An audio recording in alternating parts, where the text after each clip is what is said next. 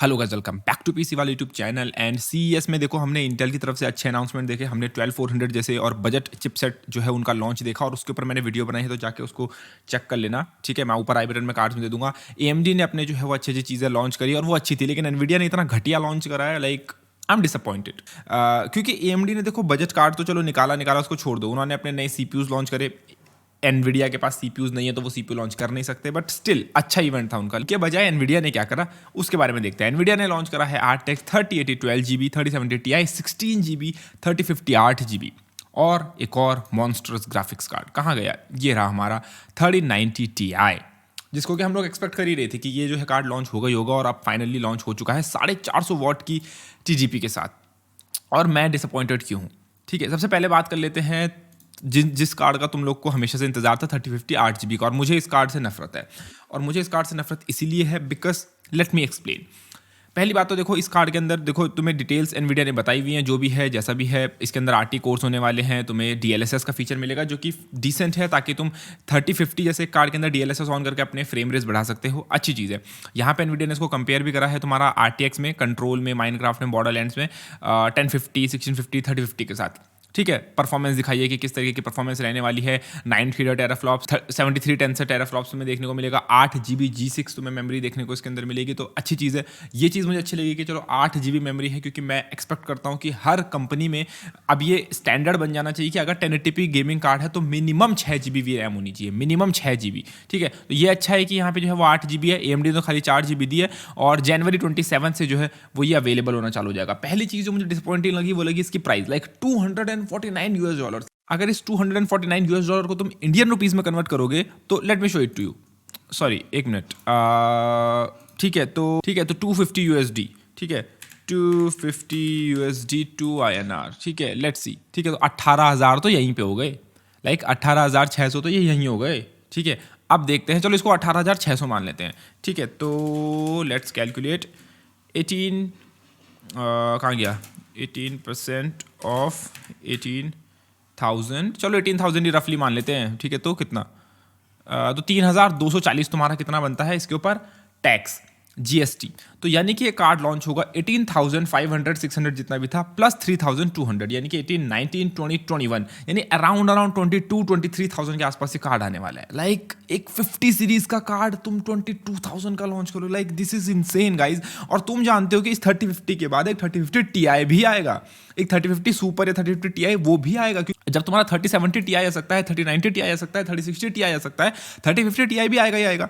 1050 का Ti version आया, और सॉरी मैं गलत बोल रहा हूँ, Ti नहीं, टाई। एनवीडिया के रिप्रेजेंटेटिव देखो खुद मतलब टाई बोल रहे हैं, और अब तो मेरे ख्याल से मुझे लगता है कि ऑफिशियल हो चुका है टाई नेम। लाइक एक बार सुन के देखो। Flops, 320 tensor teraflops, 24 gigabytes of 21 gigabit per second G6X memory, the fastest ever. The RTX 3090 Ti, our next BFG PU. Tune in later this month for more details, tops, and delivers 100 frames per second at 1440p. RTX 3070 Ti laptops start at $1499. तो kind of एक सोचने वाली चीज़ यहाँ पे बन जाती है कि जब इस कार्ड का एक Ti वर्जन होगा तो वो कितने का लॉन्च होगा। लाइक वो तो फिर 25,000 पार जा रहा है, लाइक 25,000 पार तो आराम से जाएगा। और तुम जानते हो कि जब 1050 आया था, 1050 एक घटिया कार्ड था, 1050 Ti अच्छा कार्ड था, 1650 घटिया कार्ड था, 1650 सुपर अच्छा कार्ड था।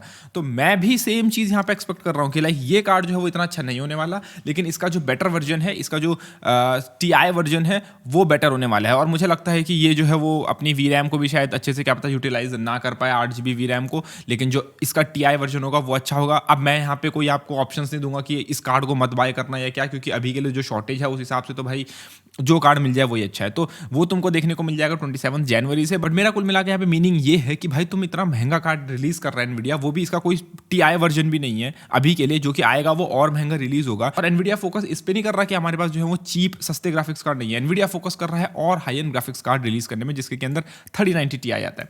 लाइक हमको क्या ज़रूरत है 3090 की, लाइक एक और हेलो प्रोडक्ट, मतलब एक और हाई एंड प्रोडक्ट लाइक इसमें और 3090 में मुझे नहीं लगता कि कुछ ज़्यादा डिफरेंस रहने वाला है।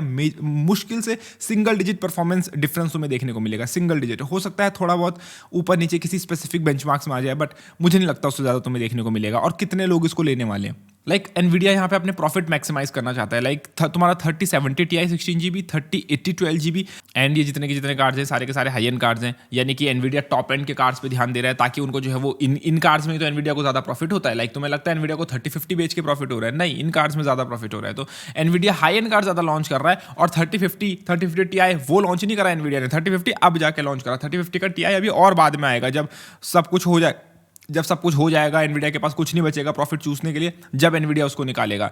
तो मुझे मतलब एनवीडिया की तरफ से ना ये एक बहुत ही डिसअपॉइंटिंग चीज़ लगी कि एनवीडिया हाई एंड कार्ड्स पे अपना फोकस कर रहा है। और तुम जानते हो कि सारे के सारे कार्ड जो है वो सैमसंग के 8 नैनोमीटर प्रोसेस पे बने हुए हैं, और तुम सारे के सारा जो जितना भी वो स्पेस है, डाई स्पेस, जितना भी तुम अपनी डाइस को यूज़ कर रहे हो वो तुम बड़ी डाइस को बनाने में यूज़ कर रहे हो, जो कि लेस प्रॉफिटेबल होती है, जो कि जिनकी यील्ड जो है वो कम होती है। जबकि एनवीडिया को फोकस करना चाहिए छोटी डाइस बनाने में, यानी 3050 3060 में भी, ठीक है, उस टाइप के कार्ड्स बनाने में, ताकि उनकी यील्ड ज़्यादा हो, ज़्यादा कार्ड वो मार्केट में पंप आउट कर सके, ठीक है। लेकिन एनवीडिया इस टाइप की चीज़ें कर रहा है। और सिर्फ यहाँ पे इतना नहीं है, यहाँ पे एनवीडिया देखो वी रैम बड़ी है इनके अंदर, 16GB वी रैम है, 12GB वी रैम है। तुम्हारी जो GDDR6 मेमोरी है उसकी शॉर्टेज नहीं है, GDDR6 की भी जो है कुछ समय पहले सुनने वाला था कि शॉर्टेज है। तो तुम जितनी ज़्यादा वी रैम यूज़ करोगे कार्ड के अंदर, मतलब उतनी शॉर्टेज है ना, मतलब एक तरीके से तुम और रिसोर्सेज यूज़ कर रहे हो।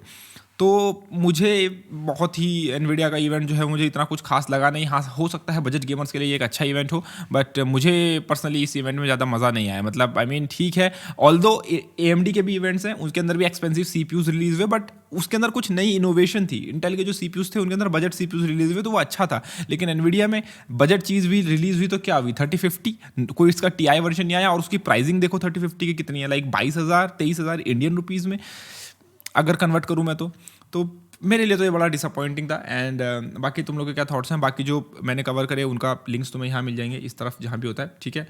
तो धन्यवाद, बाय, टेक केयर गाइस।